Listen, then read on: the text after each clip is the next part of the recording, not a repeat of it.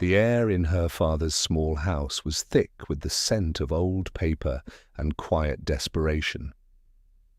Eleanor sat at the worn kitchen table, her hands wrapped around a porcelain mug that had lost its warmth long ago. Across from her, her father Arthur stared at the crisp, cruel letter that lay between them like a verdict. The bold letters of the bank's logo, Thorn National Trust, seemed to mock them from the page. It was a final notice of foreclosure. Arthur's shoulders slumped, the weight of a lifetime of hard work pressing down on him. This house was more than wood and plaster. It was the vessel of his memories, the place where he had brought his wife home, where Eleanor had taken her first steps. Every scuff on the floorboards told a story, and now a faceless bank was threatening to erase them all. "I don't know what else to do, Lena," he whispered, his voice cracking like old parchment. "I've tried everything." Eleanor reached across the table and placed her hand over his. His skin was rough, his knuckles swollen from years of working in his small carpentry shop. He had built half the furniture in this room with those hands, and now those same hands were trembling. A cruel knot of helplessness tightened in her stomach. She was married to a man of immense wealth, a man whose family name was synonymous with power in the city. Yet here she was, unable to help the person who mattered most to her. Her husband, Marcus Thorne, viewed her father's financial struggles not as a tragedy, but as a personal failing, a stain on the pristine image of the Thorne family. Just then, the purr of a luxury engine cut through the quiet neighborhood street. A sleek, black car, long and imposing like a shark, pulled up to the curb. Elena's heart sank. She recognized it instantly. Marcus and his mother Beatrice had arrived. They never visited. The very idea was absurd to them, a journey into a world they considered beneath them. Their presence here could only mean one thing. They had come to spectate, to pass judgment. The front door creaked open and they swept in, bringing with them a chill that had nothing to do with the autumn air. Beatrice, a woman carved from ice and disapproval, surveyed the modest living room as if she were inspecting a contamination site. Her lips were pursed into a thin, merciless line. Marcus followed, handsome and polished, his expensive suit a stark contrast to the humble surroundings. He didn't look at Eleanor's father. His gaze was fixed on Elena, a silent accusation in his eyes. How dare she be connected to such simplicity? "Eleanor, what is this I hear?" Beatrice's voice was sharp, cutting through the atmosphere like a blade. "Your father is being evicted." How utterly mortifying. Arthur flinched as if struck.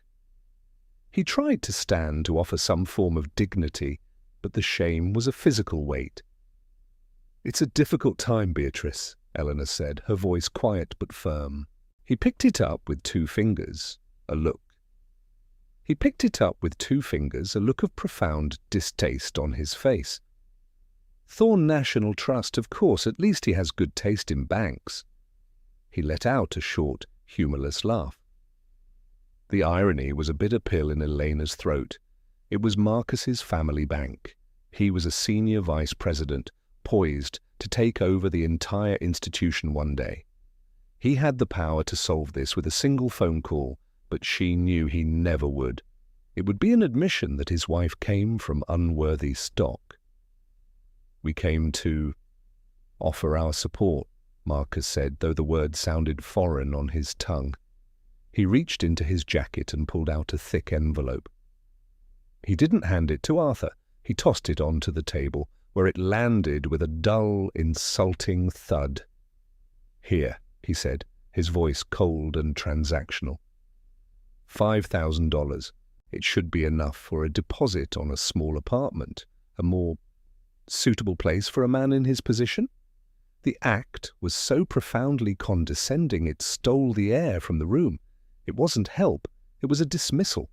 It was the price of making the problem disappear, of scrubbing the grime of her family's poverty from his perfect life. Arthur stared at the envelope, his face a mask of shattered pride. He had never asked for a handout in his life. He had worked until his body ached, provided for his family, and lived with integrity. To be treated like a beggar in his own home by his own son-in-law was a devastating blow. "We don't want your charity," Arthur said, his voice a low rumble of defiance. Beatrice scoffed. "Don't be a fool. Pride is a luxury for those who can afford it. You clearly cannot." She looked at Eleanor, her eyes filled with a venomous pity. "I told you, Marcus, you can't marry a girl from the gutter and not expect to get some mud on your shoes." That was it. The final, unforgivable cruelty. Something inside Elena, something that had been dormant for the 10 long years of her marriage, finally snapped. The quiet deference she had learned to survive in the Thorne household evaporated, replaced by a cold, clear rage. Before she could speak, her father pushed himself slowly to his feet. He walked over to a dusty bookshelf in the corner and retrieved a small, unassuming wooden box. It was old, the lid slightly warped, but it was lovingly crafted. He placed it on the table in front of Eleanor, pushing the envelope of money aside as if it were garbage. "This is for you, Eleanor," Arthur said, his voice regaining a sliver of its old strength. "It belonged to your grandfather. It's all I have left to give you. It's your history. Don't ever let them make you forget where you come from." Marcus glanced at the box with utter disinterest. "Trinkets and memories, they won't pay the rent, old man." He took his mother by the arm. "Our work here is done. Elena, I expect you home within the hour. We have the charity gala tonight, and you need to look presentable." They left as quickly as they came, the sound of their car engine fading, leaving behind a silence that was heavier and more painful than before. Elena looked from her father's heartbroken face to the insulting envelope of cash, and then to the simple wooden box. Her history. A history Marcus and his mother were so determined to erase. She opened the box. Inside, nestled among faded photographs and a pair of old spectacles, were stacks of documents tied with faded ribbon. There were ledgers, property deeds, and a thick, sealed envelope with the name of a law firm stamped on it. She had no idea what any of it meant. But as she held her grandfather's papers in her hands, a single, defiant thought took root in her mind. They thought she was nothing. They thought her family was nothing. She was about to prove them wrong. The 10 years of her marriage to Marcus had been a slow, methodical erosion of her identity. When she first met him, he was charming, worldly, and seemed to see a fire in her that others overlooked. She, a quiet librarian with a love for forgotten books, was swept away by his confidence and the grand scale of his life. She had mistaken his possessiveness for passion, his control for care. The wedding had been a lavish affair, orchestrated entirely by Beatrice. It was less a celebration of love and more a corporate merger, with Elena as the underperforming asset being acquired. Her family was given 2 tables in the back, a small island of bewildered authenticity in a sea of calculated opulence. Beatrice had referred to them as Elena's simple folk, a label that stuck. Life in the Thorne mansion was cold and isolating. It was a house of polished surfaces and unspoken rules. Elena was expected to be a perfect hostess, a silent partner, a beautiful accessory that reflected well on the Thorne name. Her opinions were ignored, her career was dismissed as a quaint hobby, and her connections to her old life were systematically discouraged. Marcus, once the attentive suitor, became a distant and critical husband. He corrected her speech, critiqued her wardrobe, and reminded her constantly of how fortunate she was to have been elevated by him.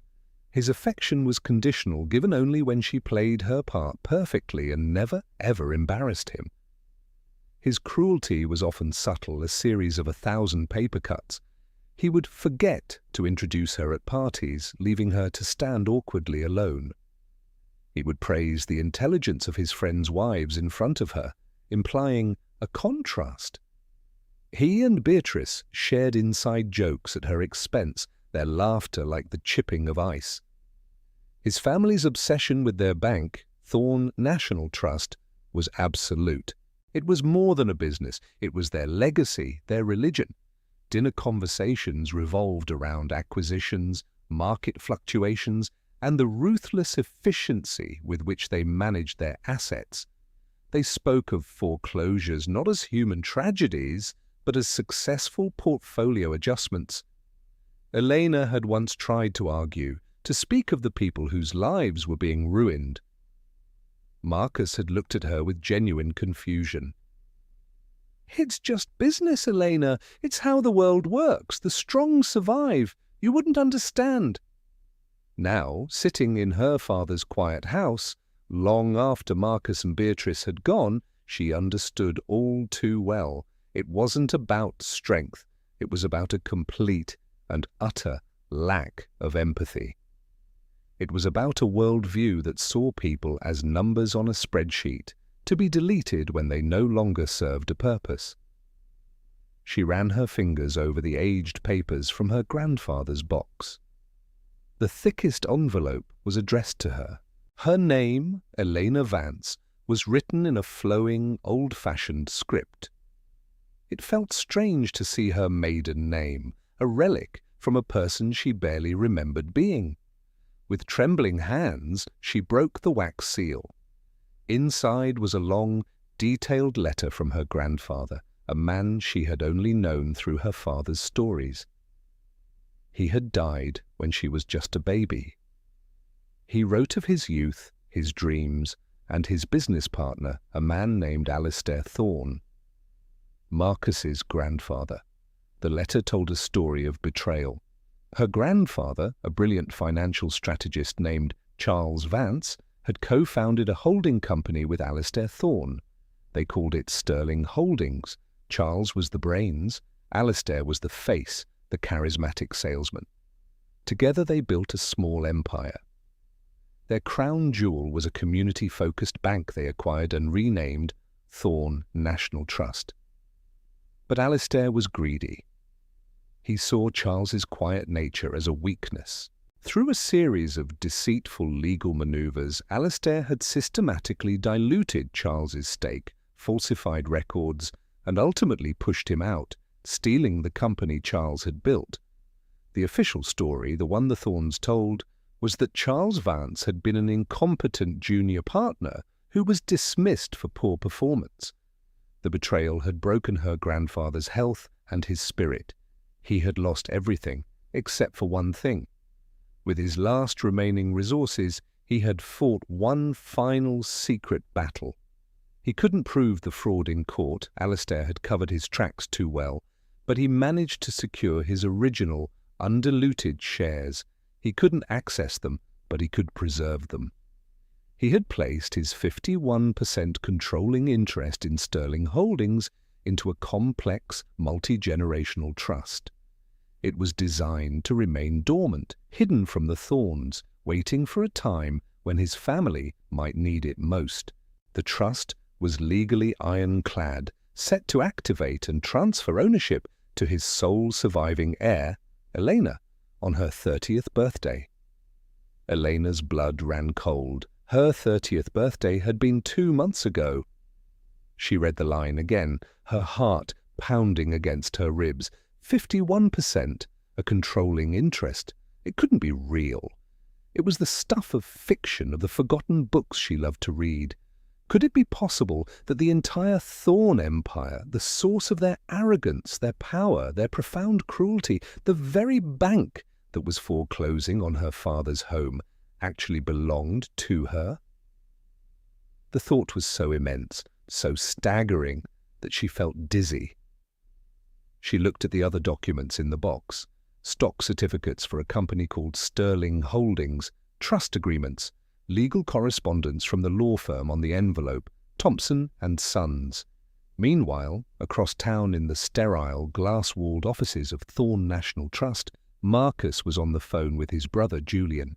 Julian ran the bank's aggressive acquisitions department, a job he was particularly good at due to his complete lack of a moral compass. "The foreclosure on the old Vance property is confirmed for next week," Julian said, a smug tone in his voice. "The land is more valuable than the house. We can level it and sell it to that new developer. Easy profit." "Good," Marcus said, leaning back in his leather chair. He felt a sense of satisfaction. The visit to his father-in-law's hovel had been distasteful, but necessary. It was important to manage these loose ends, to keep Elena's unfortunate background from becoming a public relations issue. The $5,000 had been a masterstroke, he thought. It made them look charitable while simultaneously reinforcing the power dynamic. "Did Elena give you any trouble?" Julian asked. "Elena? Of course not," Marcus scoffed. "She knows her place. She was quiet as usual. Honestly, I think she was just embarrassed, as she should be." He swirled the amber liquid in his glass. "It's all taken care of. By this time next month, her father will be settled in some dreary little apartment and will never have to set foot in that part of town again." They both laughed, confident in their power, completely oblivious to the storm that was gathering. They were so convinced of Elena's weakness, of her family's insignificance, that they couldn't fathom a world in which the tables could ever be turned. They believed they were untouchable. Back in the small house, Elena carefully packed the documents back into the wooden box. The feeling of helplessness was gone, replaced by something new and dangerous. Purpose.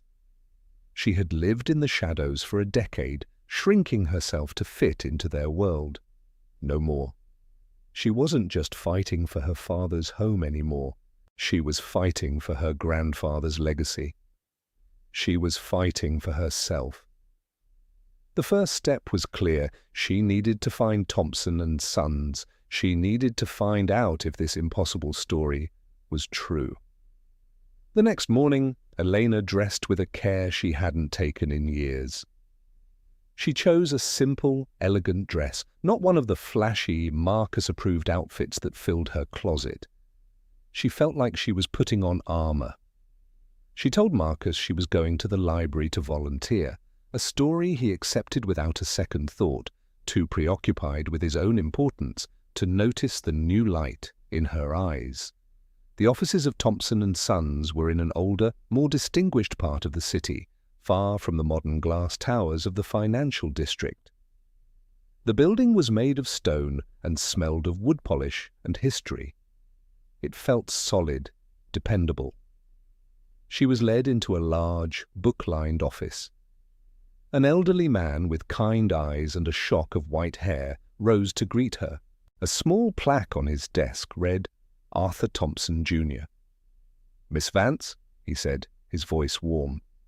He used her maiden name, as she had on the phone. "It is an honor to finally meet you. I knew your grandfather. He was a great man, a brilliant man." Elena felt a lump form in her throat. No one had ever spoken of her grandfather with such reverence. "My father handled his affairs," Mr. Thompson continued, gesturing for her to sit. "And I have been the custodian of this trust ever since. We've been waiting for you, Elena." She placed the wooden box on his large mahogany desk. "I found this," she said, her voice barely a whisper. "I need to know. Is it real?" Mr. Thompson smiled, a gentle, knowing expression on his face. He opened the box and examined the contents with a familiar air. "Oh, it's very real," he said softly. He pulled out a large, formal-looking document. "This is the controlling share certificate for Sterling Holdings, and as of your 30th birthday, it, and everything Sterling Holdings owns, belongs to you." The journey to truth was over. She had arrived. He began to explain the intricate details. Sterling Holdings was a parent company with a vast portfolio. It owned commercial real estate, tech investments, and several smaller financial firms. Its largest and most profitable subsidiary was, of course, Thorn National Trust. "Your grandfather was clever," Mr. Thompson explained. "Alistair Thorn seized control of the bank's operations, but he never managed to get his hands on the parent company's core ownership. He built his dynasty on a foundation he never truly owned. For 70 years, the Thorns have been operating under the assumption that their minority stake was a controlling one simply because the real owner was silent." The irony was breathtaking. Marcus's arrogance, his mother's condescension, their entire social standing, it was all a facade. They were tenants in a house they believed they owned, and she, the person they disdained, was their landlord. They were completely, unknowingly dependent on the very person they held in contempt. "What does this mean?" Eleanor asked, her mind racing, trying to grasp the sheer scale of the revelation. "It means," Mr. Thompson said, his eyes twinkling, "that you are, for all intents and purposes, Marcus Thorn's boss. It means you can fire the entire board. It means you can dissolve the bank, though I wouldn't recommend it. It means you hold all the power."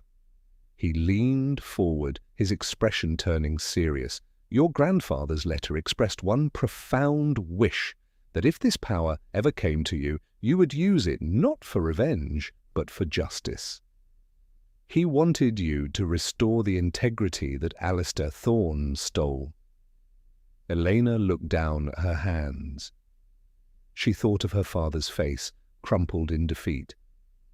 She thought of the insulting envelope of cash on the table. A profound calm settled over her. A profound calm settled over her. The years of fear and intimidation fell away, replaced by a steely resolve. The sleeping giant inside her was finally, irrevocably, awake. She looked Mr. Thompson directly in the eye. The timid, deferential woman who had walked into his office was gone. "They are trying to take my father's home," she said, her voice steady and cold. "The foreclosure is next week." Mr. Thompson nodded slowly. "We can stop that immediately." "No," Eleanor said, a plan beginning to form in her mind, sharp and clear. "Not yet. I don't want to just stop it. I want to dismantle the entire system that allowed it to happen. I want to use their own rules, their own arrogance, against them." She had made her decision. This was no longer just about saving one house. It was about taking back a legacy. "Mr. Thompson," she said, the name of her husband's family a foreign and bitter taste in her mouth. "Tell me, how do we begin the process of auditing the Thorn National Trust?" The strategy session that followed was a masterclass in corporate warfare. Mr. Thompson, who had been waiting decades for this moment, laid out a plan that was both elegant and surgical. It was a plan designed to use the Thorns' own hubris as the primary weapon against them.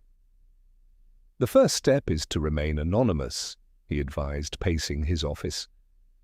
"The board of Sterling Holdings is aware that a majority share exists, but they believe it to be a defunct, powerless artifact of the company's founding. They have no idea it has an active owner. We will act on behalf of an unnamed majority shareholder.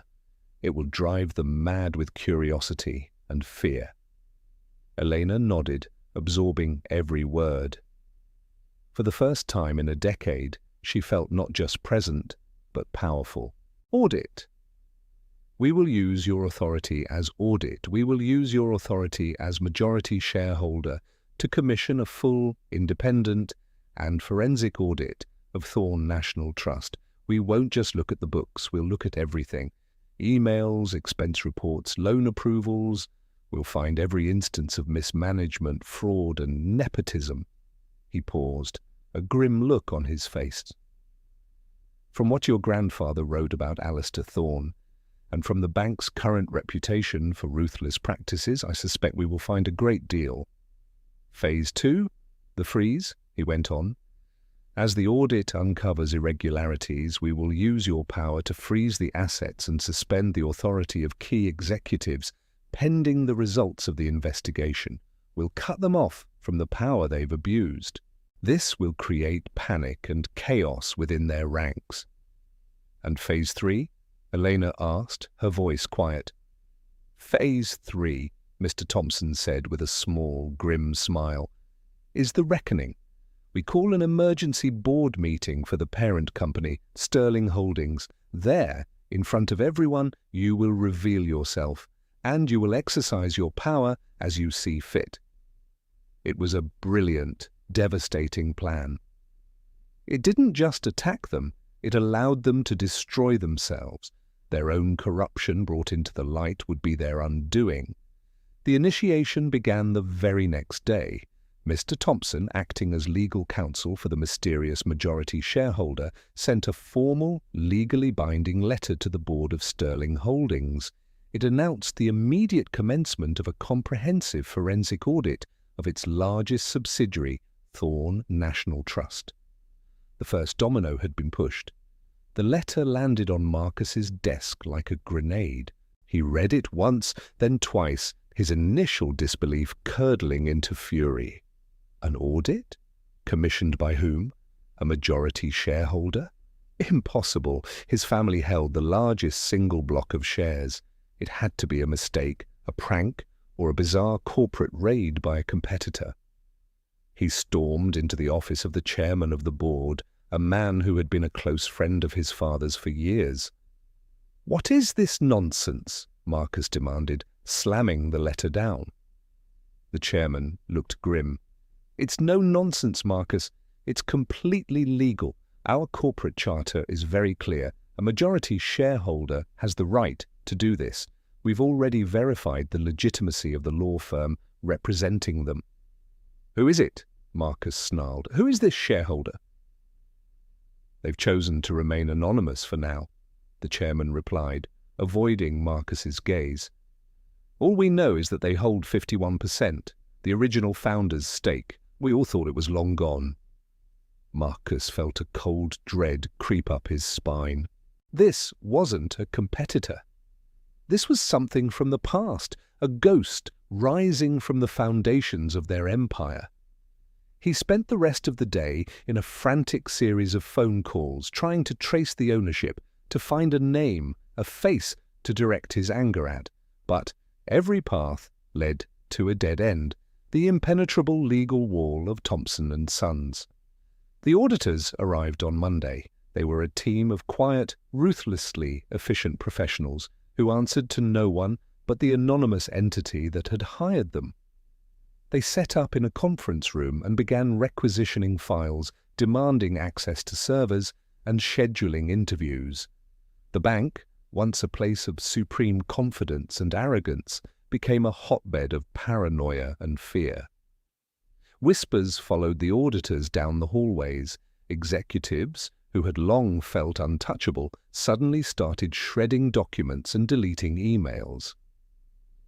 Elena watched the collapse begin from the inside. She played the part of the concerned. She played the part of the concerned, clueless wife perfectly. She brought him his drinks, listened to his furious tirades with a sympathetic ear, and offered gentle, useless words of comfort. "It's probably just some corporate bully trying to rattle us, darling," she would say, her voice soft and soothing. "They'll find nothing, and it will all go away." Her feigned ignorance was the perfect cover. He looked at her and saw only the meek, simple woman he thought he had married, completely incapable of understanding the complex world of high finance. It never once occurred to him that the architect of his destruction was standing right in front of him, handing him a glass of scotch. The dramatic irony was a secret pleasure, a small, cold flame burning inside her. The audit quickly bore fruit. The first major discovery was a slush fund controlled by Marcus's brother Julian. He had been using company money to fund a lavish lifestyle and make risky, personal investments, disguising them as business expenses. Mr. Thompson, armed with this initial proof, enacted Phase 2. A formal notice was issued, again from the anonymous shareholder. Julian Thorne was suspended from all duties, his corporate accounts were frozen, and he was barred from entering the bank's premises. The news hit the Thorne family like a physical blow. Julian was arrested at his luxury apartment and escorted out in handcuffs, a spectacle that was gleefully captured by the local news. Beatrice was hysterical, calling it a conspiracy, a witch hunt. Marcus was pale with shock, realizing this was not just a procedural audit, it was a targeted attack. The cascade effect began. With Julian's fraud exposed, the media descended. Headlines screamed of corruption at the venerable Thorne National Trust. The bank's stock price plummeted. Important clients, spooked by the instability, began to pull their money. The auditors, digging deeper, found more. They found evidence that Marcus had been personally blocking loan modifications for struggling homeowners, like his own father-in-law, in order to accelerate foreclosures and sell the properties to a developer he was secretly in business with. It was not just unethical, it was criminal. The net was tightening. Marcus became frantic, making desperate calls to old family friends, politicians, anyone he thought could stop the bleeding. But no one could help him. The power wielded by the anonymous shareholder was absolute, the evidence uncovered by the auditors irrefutable. His influence, once a mighty river, had dried up overnight. He was powerless, and the feeling was so foreign to him that it was driving him to the brink of madness. One evening he came home, utterly defeated. He found Eleanor in the sitting room, reading a book. He looked at her, his eyes wild with desperation. "They're trying to destroy me, Eleanor," he whispered, slumping into a chair. "My whole life, my family's legacy, it's all falling apart. I don't know who is doing this or why, but they are relentless." Eleanor carefully placed a bookmark in her novel and looked at him. Her expression was one of calm, detached sympathy. "I'm so sorry to hear that, Marcus," she said, her voice even. "Is there anything I can do?" He just shook his head, a broken man. He was so blinded by his own arrogance that even in his darkest hour, he couldn't see the truth. He was looking for a powerful enemy, a rival billionaire, a corporate titan. He never once looked at the woman he had dismissed as worthless for 10 years. The final notice arrived a few days later. An emergency meeting of the board of Sterling Holdings had been called. The agenda was simple: the presentation of the audit's findings and the removal of Marcus Thorne as an executive officer. The day of the reckoning had come. The boardroom of Sterling Holdings was on the top floor of the tallest skyscraper in the city. It was a cathedral of corporate power, with a table of polished obsidian that seemed to stretch for miles and floor-to-ceiling windows offering a godlike view of the world below. It was a room designed to intimidate, to reinforce the occupant's sense of mastery over the universe. Today it was a funeral parlor. Marcus sat at the head of the table, a place that had always been his by birthright. He looked haggard and diminished, his expensive suit hanging on him like a costume. The other board members, men and women who had once courted his favor, now refused to meet his eye. Even his mother, Beatrice, seated along the wall, looked pale and strained, her usual icy composure beginning to crack. The lead auditor was presenting the findings, a dry, methodical recitation of corruption and greed. He spoke of Julian's embezzlement, of Marcus's fraudulent real estate schemes, of a culture of deceit that ran all the way back to the company's founding. With every word, another nail was hammered into the coffin of the Thorne dynasty. In conclusion, the auditor stated flatly, the management of Thorne National Trust under Marcus Thorne has been characterized by gross negligence and criminal fraud. We recommend his immediate termination and a full referral to the district attorney's office. A heavy silence fell over the room. Marcus stared at the table, his face ashen. This was it, the end, and he still had no idea who held the knife. "This is a farce!" Beatrice suddenly shrieked from the back of the room. "A baseless attack orchestrated by our enemies. You cannot do this." The chairman cleared his throat, looking deeply uncomfortable. "Beatrice, the evidence is overwhelming, and the demand for this meeting comes from the majority shareholder." "Our hands are tied. And where is this mysterious shareholder?" Marcus snarled, finally looking up, his eyes burning with a desperate, impotent rage. "Where is this coward who hides behind lawyers and audits? Why won't they face me?"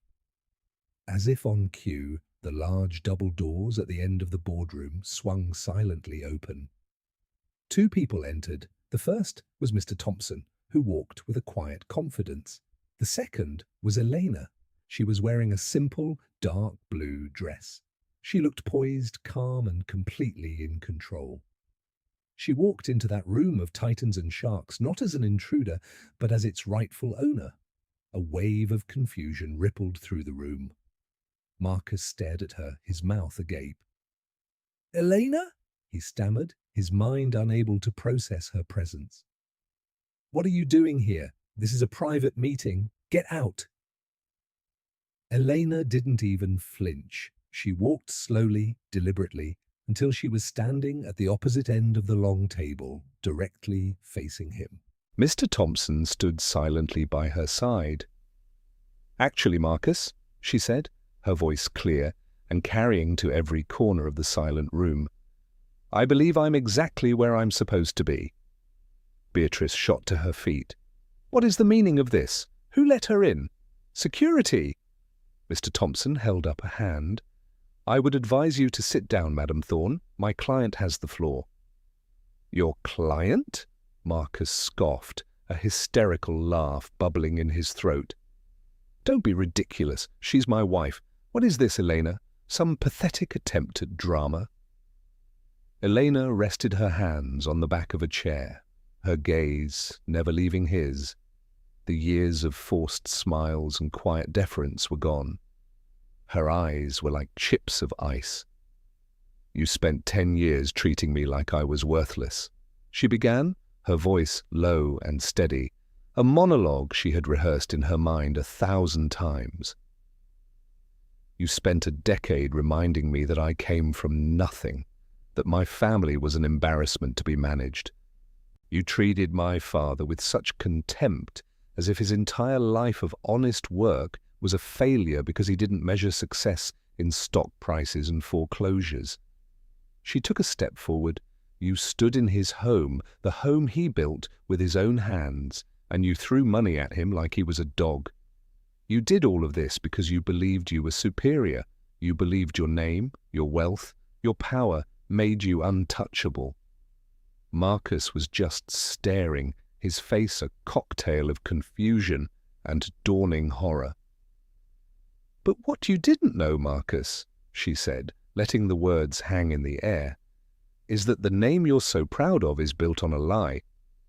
The wealth you flaunt was stolen, and the power you abuse was never yours to begin with." She gestured to Mr. Thompson, who stepped forward and placed a single, leather-bound document in the center of the table. It was the original share certificate for Sterling Holdings. "You see, you spent all your time looking down on my family," Elena continued, her voice rising with righteous power. "You never thought to look into its history. You never knew that my grandfather, Charles Vance, was the man who co-founded this entire company with yours.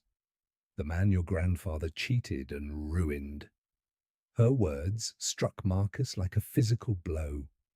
He swayed slightly, gripping the edge of the table for support. "He lost everything," Elena said, her voice ringing with the force of generational injustice. "Except for this.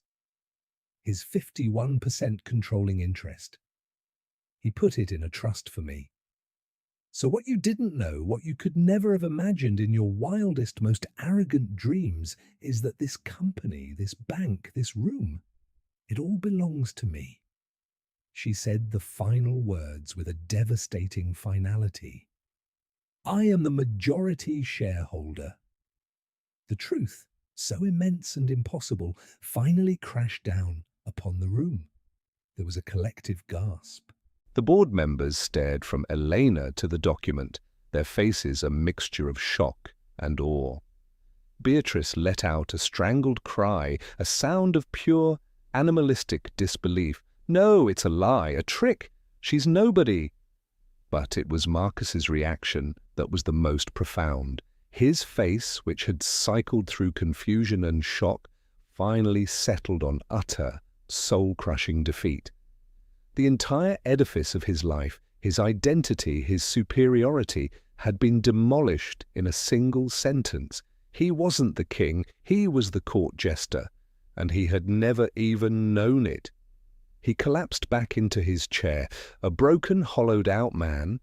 He stared at Eleanor, but he wasn't seeing his wife. He was seeing the ghost of a past he never knew, a force of justice he could not fight. He was seeing the quiet, simple woman he had underestimated, and realizing, far too late, that she was the most powerful person he had ever met. Elena watched his breakdown without a flicker of pity. She had used all her pity up during the long, lonely years of their marriage. She then turned her attention to the stunned board members. Her tone shifted, becoming crisp, authoritative, and utterly commanding. "My first act as the active majority shareholder of Sterling Holdings," she announced, her voice resonating with newfound power, "is to accept the auditor's recommendation. I move to vote on the immediate termination of Marcus Thorne for cause." Hands shot up around the table, a unanimous verdict. "My second act," she continued, her gaze sweeping over the room, "is to authorize our legal counsel to cooperate fully with the district attorney's office in their inevitable criminal investigation into Marcus Thorne, Julian Thorne, and any of their associates who participated in their fraudulent activities." Panic flashed in the eyes of a few board members who had been complicit in Marcus's schemes. "And my third act," she said, her voice dropping slightly as she looked toward the doors, "is a matter of simple housekeeping." She nodded to Mr. Thompson, who signaled to someone outside. Two uniformed security guards entered the room. "Mr. Marcus Thorne and Mr. Beatrice Thorne no longer have any affiliation with this company," Eleanor stated, her voice as cold and hard as the obsidian table. "Please escort them from the building." Beatrice erupted, screaming obscenities and threats, her mask of aristocratic composure shattered into 1,000 pieces, revealing the ugly, grasping desperation beneath. Marcus remained silent, a vacant shell, as the guards gently but firmly lifted him from his chair. As they were led away, a defeated man and a shrieking woman, stripped of all their power and prestige, Elena walked away. She didn't look back. She left them to be dealt with by the consequences of their own actions, a fate far more fitting than any she could have devised herself. The reckoning was complete. The epilogue of the Thorne dynasty was swift and brutal. Marcus and Julian were charged with multiple counts of fraud, embezzlement, and conspiracy. Faced with the mountain of evidence the audit had uncovered, they had no defense. The trial was a media sensation, a public shaming that stripped away the last vestiges of their family's reputation. They were both found guilty. Julian, for his blatant theft, received a sentence of 10 years. Marcus, for his more complex and damaging fraud that had ruined countless lives, was sentenced to 15 years in a federal prison. Their assets were seized to pay restitution to the victims of their schemes. Beatrice, though not criminally charged, was left destitute and socially exiled, a pariah forced to live with the shame of her son's crimes and her own fall from grace. They lost everything. Elena, in the meantime, filed for divorce. The proceedings were a simple formality. With Marcus in prison and his assets frozen, there was nothing to contest. She took only one thing from the marriage: her freedom. She walked away from the cold Thorn mansion without a backward glance, leaving behind a decade of unhappiness. Her first order of business as the head of Sterling Holdings was to halt the foreclosure on her father's home. She personally delivered the loan paid in full notice to him. The look of relief and pride on his face was worth more than all the money in the world. She then established a new policy at the bank, creating a department dedicated to finding alternatives to foreclosure, helping families restructure their debt rather than casting them out onto the street. She didn't want to run the company day to day, that wasn't her passion. She appointed a new, ethical CEO and a responsible board, tasking them with transforming Thorn National Trust, which she immediately renamed the Vance Community Trust, back into the institution her grandfather had envisioned. A bank that served its community, not plundered it. With her new resources, she established the Charles Vance Foundation, a charitable organization dedicated to providing financial literacy education and grants for small, family-owned businesses. She wanted to give people the tools and opportunities the Thorns had so viciously denied others. She was using her victory not for personal enrichment, but to restore a moral order to a world that had been warped by greed. A year later, life had found a new, peaceful rhythm. Elena had not moved into a lavish penthouse or bought a fleet of expensive cars. She lived in a comfortable but modest home, filled with books and the warmth that had been so absent from her marriage. She found joy in her work with the foundation and in spending time with her father, whose carpentry shop was now thriving thanks to a small business grant he had insisted on applying for, like anyone else. One afternoon, she was meeting with an architect to discuss plans for a new community center the foundation was building. The architect was Mr. Thompson's son, a kind, thoughtful man named David, who had his father's gentle eyes and a genuine passion for his work. They sat together looking over blueprints, their conversation easy and filled with laughter. There was a spark of connection, a promise of a future built on mutual respect and shared values, the kind of healthy relationship she now knew she deserved. As she looked out the window at the city skyline, a skyline no longer dominated by the Thorn name, she felt a profound sense of peace. Her journey had been forged in humiliation and injustice, but it had led her to a place of strength and purpose. She had not only reclaimed her grandfather's legacy, she had reclaimed herself. True wealth, she had learned, isn't measured in dollars or stock portfolios. It is measured in integrity, in the lives you touch, and in the quiet dignity of a life well lived. True power lies not in what you can take from the world, but in what you can give back. The Thorns had spent their lives hoarding power and looking down on others, and in the end, it was their own cruelty that had planted the seeds of their spectacular downfall, proving that justice, like a patient seed, can lie dormant for years before it finally, inevitably, blossoms.